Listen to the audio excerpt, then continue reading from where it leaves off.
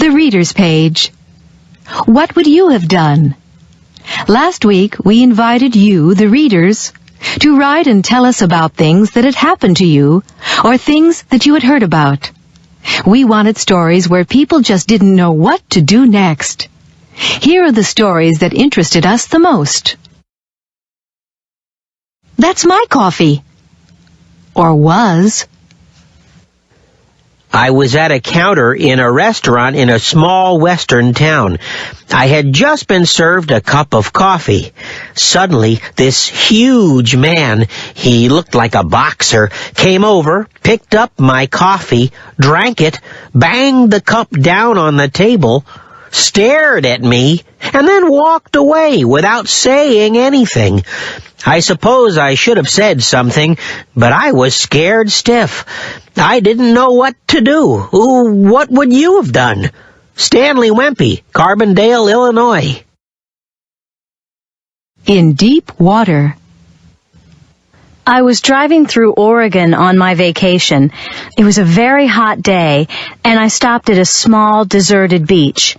I didn't have my bathing suit with me, but it was early in the morning and there were no people or houses in sight. So I took off my clothes and swam out in the ocean in my underwear. I'm a very strong swimmer. I floated on my back, closed my eyes, and relaxed in the water. When I looked back at the beach, several cars had arrived, and there were 20 or 30 people sitting on the sand having a picnic. What would you have done? Jane Dare, Spokane, Washington. That's a no-no. I heard a great story about the Reverend Billy Cracker. He'd gone to London to speak at a large meeting. Anyway, when he stepped off the plane, there were a lot of reporters and TV cameras. The first question one of the reporters asked was, "Do you intend to visit any nightclubs in London?" Reverend Cracker smiled at the reporter. "Are there any nightclubs in London?" he answered innocently. The next morning, the headline in one of the London papers was, "Cracker's first question on arrival in London, are there any nightclubs?" How would you have felt?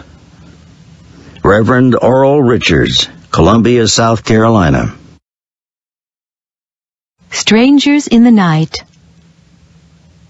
My story isn't funny at all. It was a very frightening experience.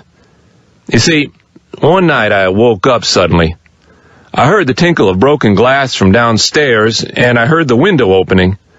Then I heard two voices. My wife woke up too. She told me to do something.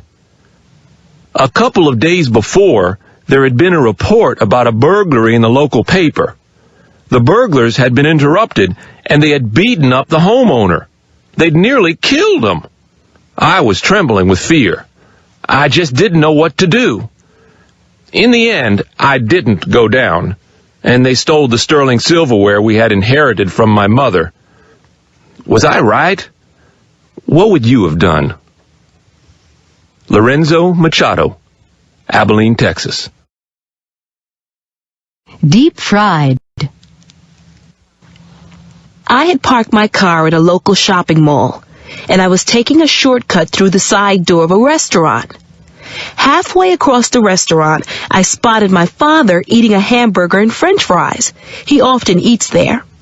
I sneaked up behind him, put my hand over his shoulder, took a French fry off the plate, dipped it in the ketchup, and ate it. Then I realized that the man was not my father. I was so embarrassed. I couldn't say a word. What would you have done? Cheryl Redburn, Minneapolis, Minnesota.